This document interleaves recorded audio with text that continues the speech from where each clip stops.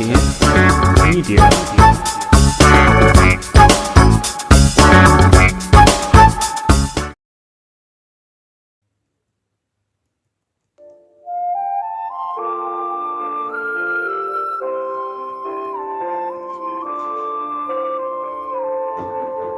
የመናኝ ጉዞ ድርሰት ዮሐንስ ብንያም ተራኪ አንዱዓለም አክሊሉ።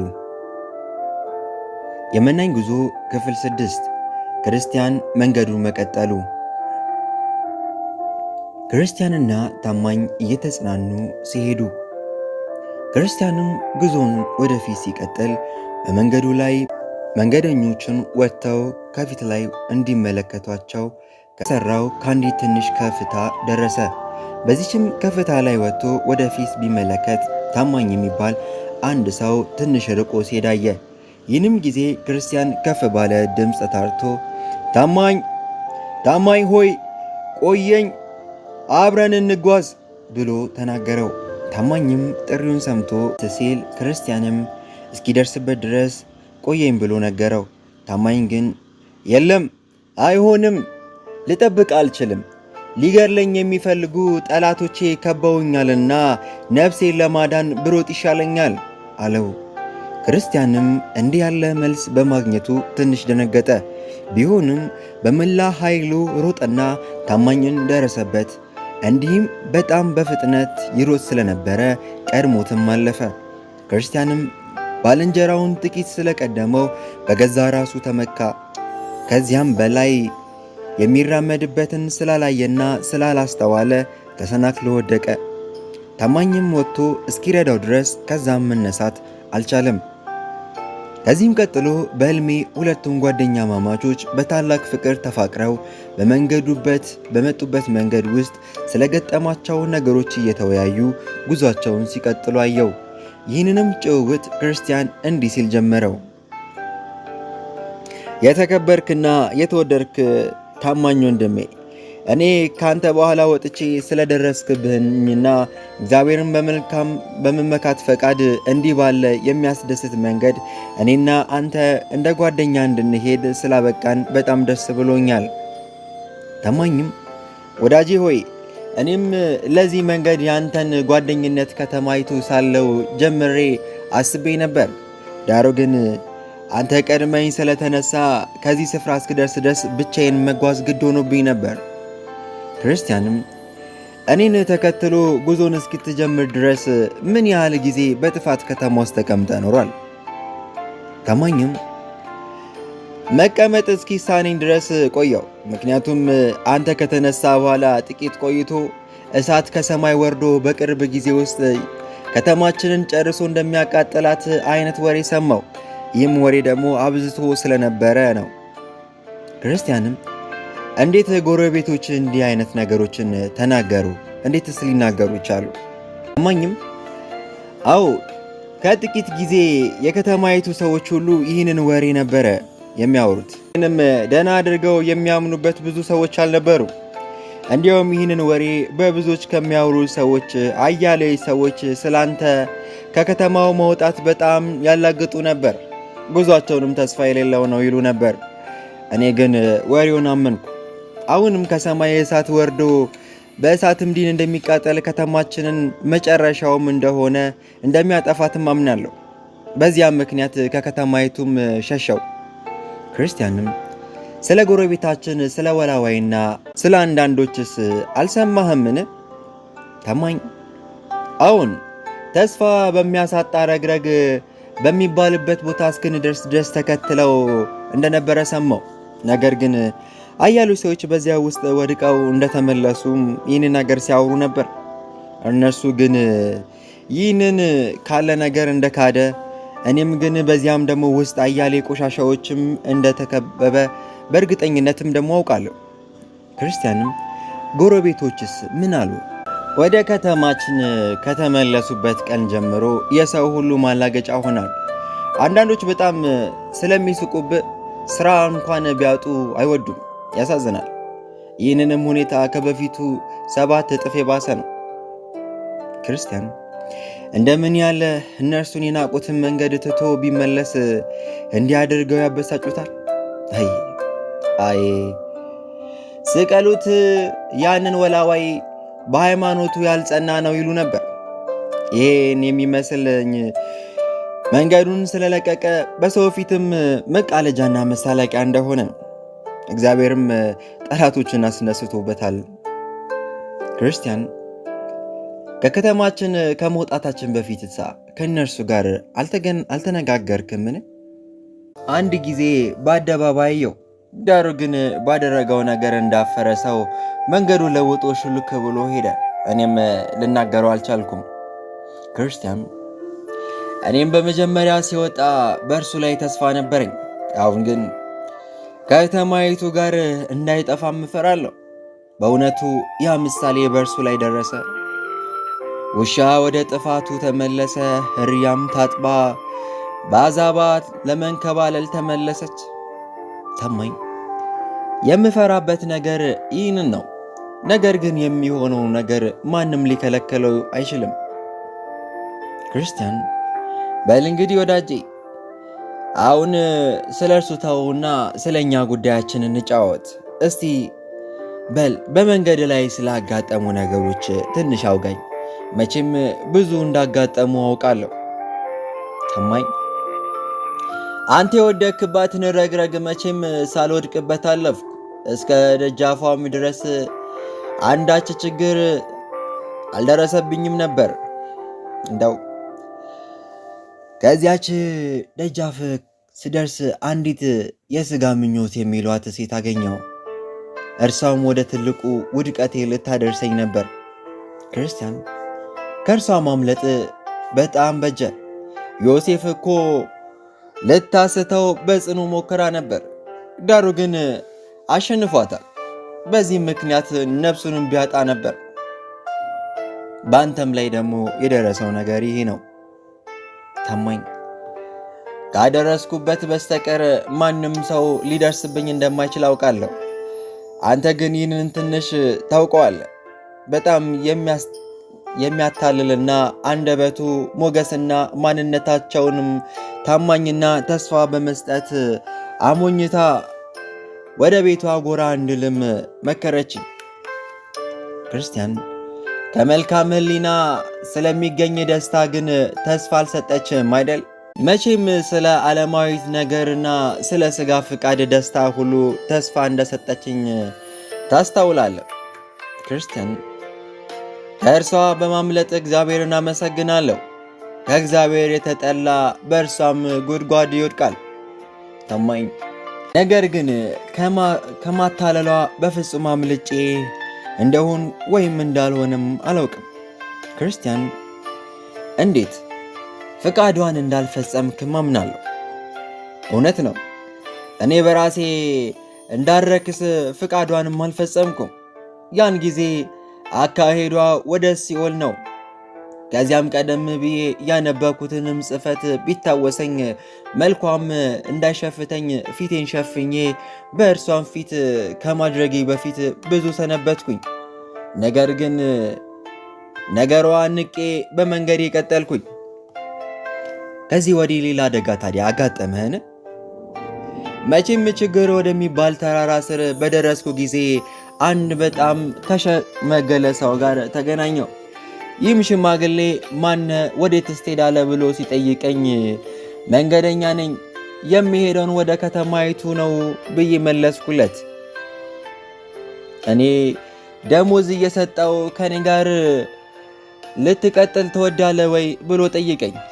አንዴ እኔም ተራይን ማን እንደሆነ ለማወቅ ስለወደድኩ አንተ ማነ የትስ ትኖራለህ ብዬ ጠየቅኩት።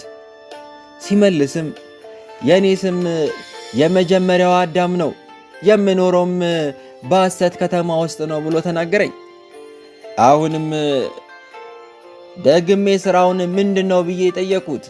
እርሱም ሥራዬ አያሌ ደስታዎችን መስጠት ነው፣ ደሞዝንም ይህ ነው። እኔም ስሞት አንተም የኔን ኃጢአት ትወርሳለህ፣ ያም ደሞዝ ነው ብሎ መለሰኝ።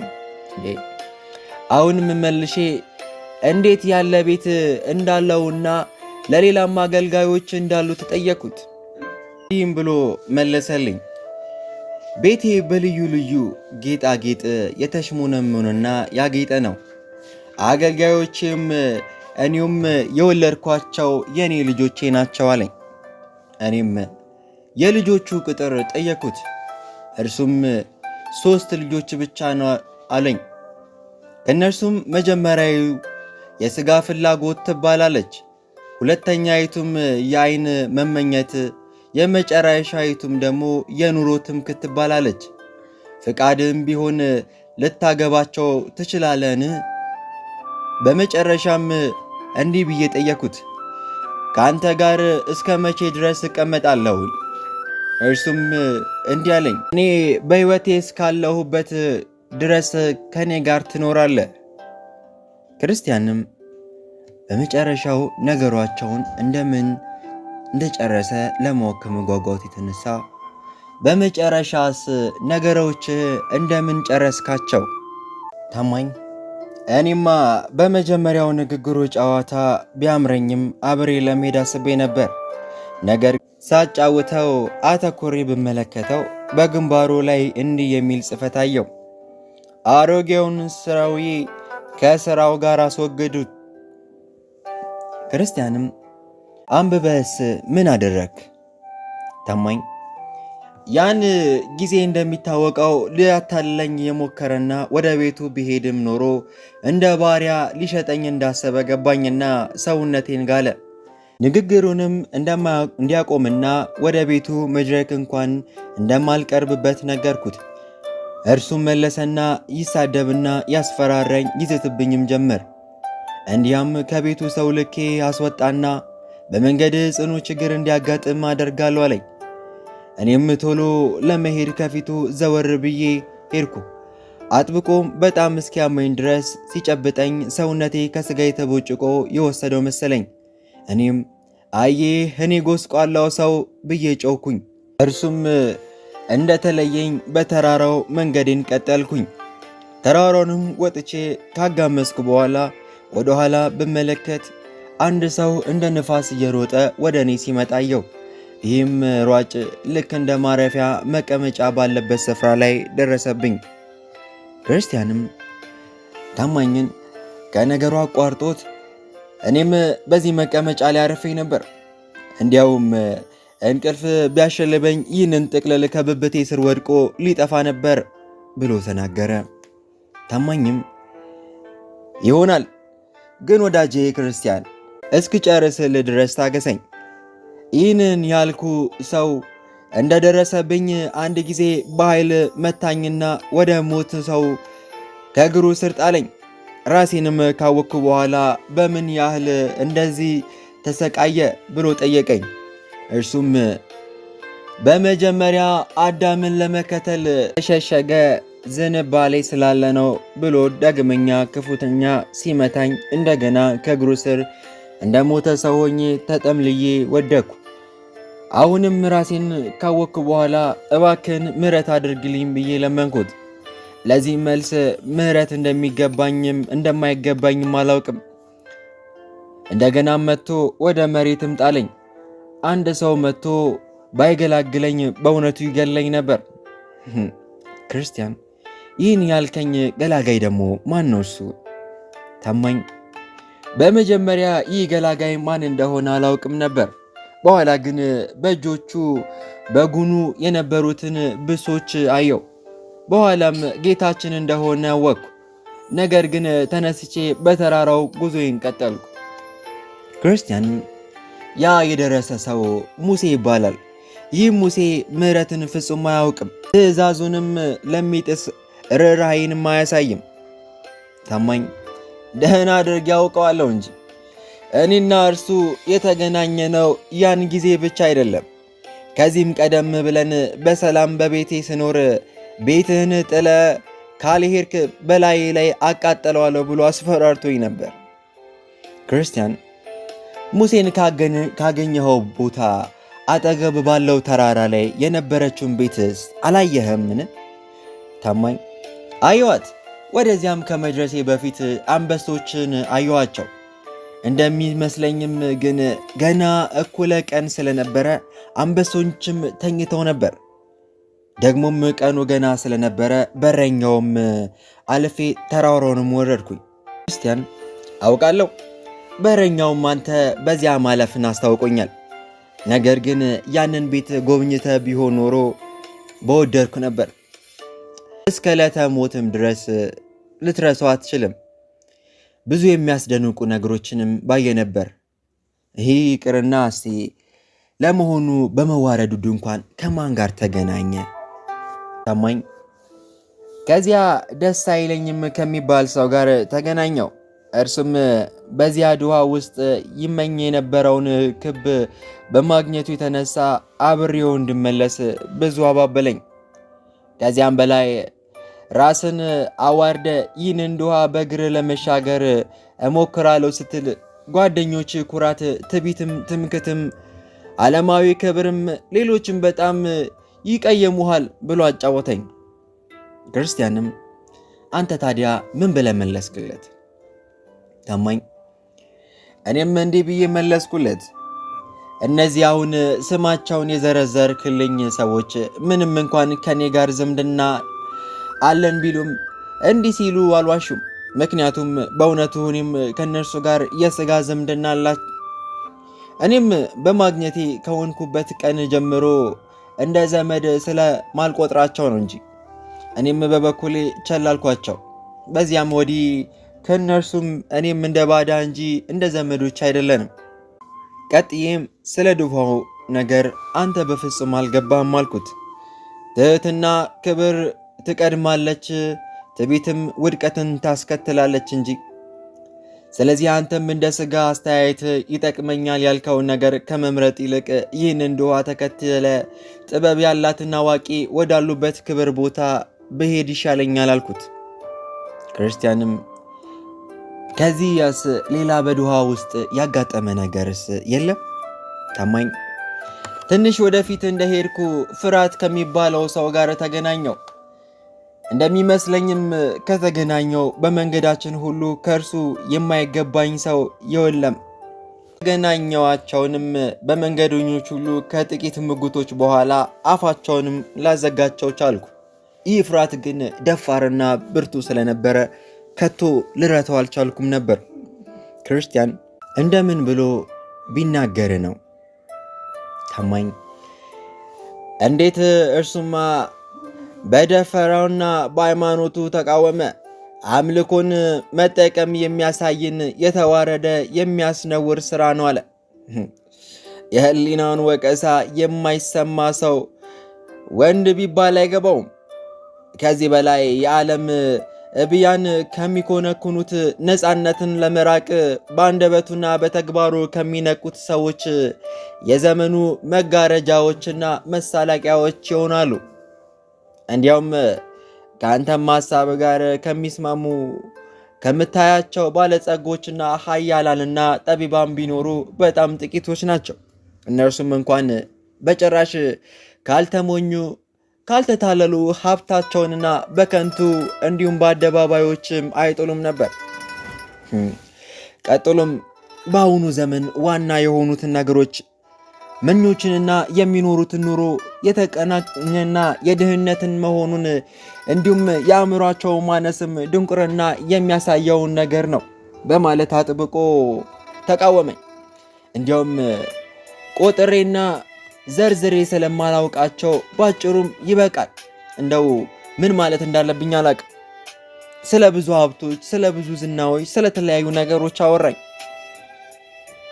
ይህንን ነገር መስማት ስላልቻልኩ ይበቃል በማለት በስብከት መካከል ማዘን፣ ከስብከት በኋላም ወደ ቤት ተክዞ መመለስ፣ ባልንጀሮቼም ትንሽ በደልም ይቅርታም ለመመለስ፣ በግፍም የተወሰደውን ዕቃ ለመመለስ፣ ይህንን ሁሉ ወንድ ሊሰራው የማይገባው የሚያሳፍር ተግባር ነው አለኝ። እንዲያውም አምልኮ ሰውን ከጥቂት ክፉ ልማዶችም ለማራቅ ቢፈልግም ክፋታቸውንም ለመሰወርም እዚያም በረቂቅ ስሞችም ሊጠሯቸው ይችል ነበር። ታላላቅና የተከበሩ የሆኑ ሰዎች ሁሉ ይለዩዋቸዋል። ደግሞም በሃይማኖቱ አንድ ስለሆኑ የተናቁትና የተዋረዱትም ሰው እንዲያከብሩትም ያደርጋል። እርሱም ትልቅ ፍርሃትን አይደለም ብሎ ጨረሰ። ይገርማል። ብቻ ክርስቲያን እንዴ አንተስ ለነዚህ ምን ያህል መልስ ነው ልትሰጥ ይቻልከው? ታማኝ በመጀመሪያ የምመልስለት በጭራሽ ቸግሮኝ ነበር። ለነገሩም አጽንተው ቢናገሩት ከፍርሃት የተነሳ ፊት የተለወጠ ለመሸነፍ በጣም ቀርቤ ነበር። ቆይቼ ግን ባስብ በሰዎች ዘንድ የተከበረ ሁሉ በእግዚአብሔርም ዘንድ የተናቀ እንደሆነ አስተዋልኩ። እንዴ በኋላ ላይ ፍርሃት ስለ ሰው ክፋት እንጂ ስለ እግዚአብሔር ወይም ስለ እግዚአብሔር ቃል አንዳች እንዳልተገነዘበና ያንንም ነገር እንደማያውቅ አወቅኩ። እንዲሁም በፍርድ ቀን እግዚአብሔር ከኛ እንደ ሥርዓቱ እንደማያስተውሉ እንጂ እንደ ሰው ሥጋዊ ሐሳብ እንደማይፈርድብንም በማስተዋል በዓለም ውስጥ ያሉትን ሰዎች ሁሉ እንኳን ቢቃወሙት እግዚአብሔር ያለውን መከተል ከሁሉም እንደሚበልጥ ተገነዘብኩ። ከዚያም በላይ እግዚአብሔር ለሰዎች የተገለጸውን አምልኮ እንደሚያስከብር ንጹሕ ሕሊና በጣም እንደሚወድ አስተዋልኩ። ደግሞ መንግሥተ ሰማያትን ለመውረስ ራሳቸውን ዝቅ የሚያደርጉ በእርግጥም አስተዋዮችና ጠቢቦች እንደሆኑ እንዲሁም ክርስቶስን የሚወዱ ድሃ ከሚጠሉ ከዓለም ከበርቴ ሰዎች እንደማናቸውም ቢገባ አንተም ፍርሃት የብፅዕና ጠላት አንዱ ነህና ከኔ ራቅ። እንደምንም ጌታዬና ንጉሴን ትቼ ያንተን መንገድ እመርጣለሁን? መጣ ጊዜስ እንደምን የጌታዬን ፊት አያለው? አሁንስ አንተን ሰምቼ ጌታዬና ባሪያዎችስ ብክድ ከእነርሱ እንደምንም በረከትን እጠብቃለሁ ብዬ በታላቅ ቃል ተናገርኩት። ነገር ግን ይህንን ፍርሃቴ ጽኑና ብርቱ ስለነበረ ሸሽጋ ስለነበረ ከእኔም ከእርሱም ለማሸነፍ ፍጹም ተሳነኝ። ተከትዬም በጆሮቹ ሃይማኖትንም እየከበበው ያሾልኳቸው ስለነበረ ዳሩ ግን በመጨረሻ እንዲያልኩት ባንተ ዓይኖች የተናቀ በእኔ ዘንድ ክብር አግኝቷልና ለፋትህም ከንቱ ዓይንህም ልታደርገው ደከምን። ከዚህም በኋላ ትቶኝ ሄደ። እኔም ያን ጊዜ እንዲህ ብዬ እዘምር ጀመረ። እንደምን ብዙ ነው ያለበት አበሳ፣ ሕግን ለሚጠብቅ አምላኩን ሳይረሳ፣ ፍቃዱን ለሚያስብ በቀን በጨለማ፣ የሰይጣንን ጥሪ ትቶ ለማይሰማ፣ ማነው እንዲሰቃይ ነፍሱን ሊያሸብር፣ መንገዱን አቋርጦ ከጌታው እንዲቀር፣ እየደጋገመ በፍጥነት ይመጣል፣ በአዲስ ጥንካሬ ደርሶ ይከበዋል። እኛን እንዲሁ በድንገት ይገጥመናል፣ ኃይለኛ ነውና ቶሎ ይጥለናል። መንገደኛ እንግዲህ ታጠቅና በርታ፣ ያለ ክርስቶስ ያለ ኢየሱስ የለም መከታ። ክርስቲያን ወንድሜ ታማኝ ሆይ ይህንን ክፉ ባለጌ መቃወም እጅግ በጣም ደስ ብሎኛል። በፊት እንዳጫወትከኝ በእውነቱ እርሱም እንደማይገባው ስም ወስዶሃልና እኛንም በየመንገዳችን ተከትሎ የሰዎችን መሳለቂያ እንድንሆን መልካም ነገርን እስኪያስክደን መመኮሩ በጣም ደፋር ነው። በእርግጥም እንዲህ ያለ ድፍረት ባይኖረው ኖሮ ይህንንም ሥራ ለመስራት አይሞክርም ነበር። ስለዚህ በእርሱ ለመቃወም በርታ። እርሱ ምንም እንኳን እስኪደርስ ድረስ ድፍረትን ቢኖረን የስንፍና ነገር ብቻ እንጂ የጥበብ ነገር አያከናውነው። ሰለሞንም ጠቢባን ክብር ይወርሳሉ፣ ሰነፎች ግን ከፍታቸውም መዋረዳቸው ነው ብሏል። ታማኝ ወንድሜ ክርስቲያን በዓለም ውስጥ በእውነት የሚዋጉ ሰዎች እንድንሆን ከፍርሃታችን እንድንለይ እግዚአብሔርን ብንለምነው በጣም ጥሩ ሐሳብ ይመስለኛል። ክርስቲያንም እንዲህ በማለት በጣም በእውነት መልካም ነገር ነው። ሆኖም ከዚህ በስተቀር በዚህ ድሃ ውስጥ ሌላ ሰውስ አላጋጠመህምን? ታማኝ ሌላ አላጋጠመኝም። በመንገድም ሁሉ የፀሐይ ብርሃን ስለነበረ በሞት ጥላ ድሃ ውስጥ እንኳን ምንም አይነት ችግርም አላጋጠመኝም። ክርስቲያን እንዲሁም ከሆነ መልካም። ጥሩ እድልም አጋጥሞሃል። እኔስ እድል በፍጹም የዚህ ግልብጥ ነው። ገና ከዶሃ ውስጥ ከመግባቴ ለረጅም ጊዜ እርኩስ ከሚባለው ከአጵልዮን ጋር በኃይለኛው ትግል ገጥሞኝ ነበር። ይህም አጵልዮን ብርቱ ስለነበረ በቶሎ የሚያገኘውን ሁሉ ይገድል ነበር። እኔም በጣም ከመፍራት የተነሳ የሚገድለኝ መስሎኝ ነበር። ይልቁኑ አንድ ጊዜ ከእግሩ ስር ቢጥለኝም ከዚያ ደስቆ ይገድለኛል ብዬ በጣም ፈርቼ ነበር። ከዚያም በላይ ወደ መሬት ሲጥለኝ የያዝኩትም ሰይፍ ከእጄ ስለወደቀ የምዋጋበትም ወይም የምከላከልበት መሳሪያ የለኝም። ይህንንም በማየቱ ያሸንፈኝ ስለመሰለው እኔን ግን ከእግዚአብሔር እንደሚያግዘኝ ስላተማመንኩኝ እርሱም ልመናዬን ሰምቶ ነበርና ከአደጋው አዳነኝ። ከዚያም በኋላ ወደ ሞት ጽላት ገባው። ዱሃውም እስካጋጠመኝ ድረስ በጨለማ ተጓዝኩኝ። በጨለማውም ውስጥ ስጓዝ ከአሁን በኋላ እሞታለሁ በማለት በጣም እጨነቅ ነበር። ኋላም ግን ፀሐይ ስለወጣች የቀረውን መንገድ በምቾትና በሰላም ለመጨረስ ቻልኩኝ። የቀረውን መንገድ በሰላም ለመምራት ለራሴ ቃል ገባው። ስለዚህም እግዚአብሔር ይመስገን።